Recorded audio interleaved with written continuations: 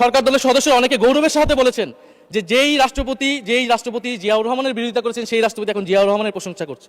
মাননীয় স্পিকার, গাধাকে দিয়ে আপনি হাল চাষ করিয়ে এটার মধ্যে কোনো বাহাদুরি নাই। এটা আপনাদের দেউলিত্ব, সরকারের দেউলিয়াত্ব যে সরকার এখনো রাষ্ট্রপতি পরিবর্তন করতে পারছে না। মাননীয় স্পিকার, স্পষ্টভাবে বলেছিলাম যে এই রাষ্ট্রপতির অপসারণ প্রয়োজন, তাকে গ্রেফতার করা প্রয়োজন। এই রাষ্ট্রপতির আর কোনো অধিকার নেই বঙ্গভবনে থাকার, এখানে এসে বক্তব্য দেওয়ার। প্রেসিডেন্ট শাহাবুদ্দিন চুপ্পু, তার কিছু কুকীর্তির কথা মাননীয় স্পিকার হাউসের সামনে তুলে ধরছি। তিনি দুদকের কমিশনার ছিলেন। তাকে দুদকের কমিশনারের করা হয়েছিল 3টি অ্যাসাইনমেন্ট দিয়ে। 1 নম্বর হচ্ছে খালেদা জিয়া এবং তারেক রহমানের বিরুদ্ধে দুর্নীতির অভিযোগে শাস্তি নিশ্চিত করা। 2 নম্বর পদ্মা সেতুর দুর্নীতির অভিযোগ থেকে আওয়ামী লীগকে ক্লিন চিট দেওয়া। 3 নম্বর ফখরুদ্দিন মঈনুদ্দিন সরকারের সময় শেখ হাসিনা সহ আওয়ামী লীগ নেতাদের বিরুদ্ধে হওয়া দুর্নীতির মামলাগুলোকে বাতিল করে দেওয়া। এমন একজন ব্যক্তিকে বিএনপি সরকার রাষ্ট্রপতি হিসেবে এখনো মেনে নিচ্ছে। মাননীয় স্পিকার, আরেকটি ঘটনা বলি। 2009 সালে শেখ হাসিনার ক্যাঙ্গারু আদালতের নির্দেশে এই শাহাবুদ্দিন চুপ্পুর নেতৃত্বে 3 সদস্যের judicial inquiry commission on minority torture in 2001 করেছিল শেখ হাসিনার ক্যাঙ্গারু কোর্ট।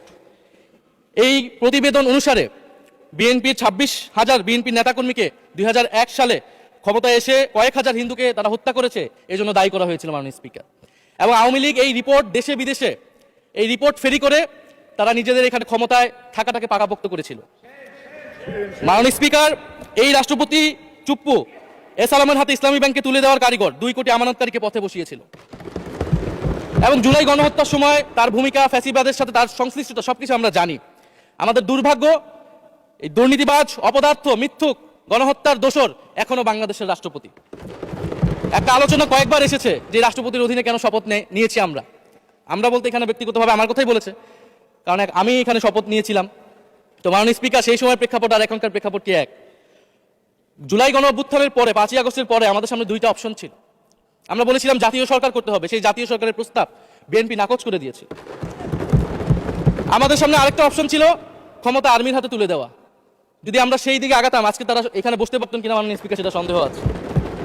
দেশের স্বার্থে, দেশের স্থিতিশীলতার স্বার্থে আমরা সেই সময় সরকারে গিয়েছিলাম, আমরা শপথ নিয়েছিলাম। কিন্তু বৈষম্যবিরোধী ছাত্র আন্দোলন খুব স্পষ্টভাবে 2024 সালে কিন্তু এই রাষ্ট্রপতির অপসারণ চেয়েছিল।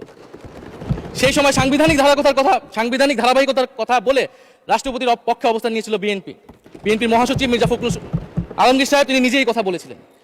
ফলে এখন থেকে নির্বাচিত সরকার মাননীয় স্পিকার, এখন তো চাইলেই বিএনপি রাষ্ট্রপতি পরিবর্তন করতে পারে সরকার, এবং আমরা বিশ্বাস করি বিএনপিতে সেই ধরনের যোগ্য আস্থাভাজন ব্যক্তি নিশ্চয়ই রয়েছে। এবং সরকার দলের সদস্য অনেকে গৌরবের সাথে বলেছেন যে যেই রাষ্ট্রপতি জিয়াউর রহমানের বিরোধিতা করেছেন সেই রাষ্ট্রপতি এখন জিয়াউর রহমানের প্রশংসা করছে। মাননীয় স্পিকার, গাধাকে দিয়ে আপনি হাল চাষ করিয়ে এটার মধ্যে কোনো বাহাদুরি নাই। এটা আপনাদের দেউলিত্ব, সরকারের দেউলিয়াত্ব যে সরকার এখনো রাষ্ট্রপতি পরিবর্তন করতে পারছে না। মাননীয় স্পিকার,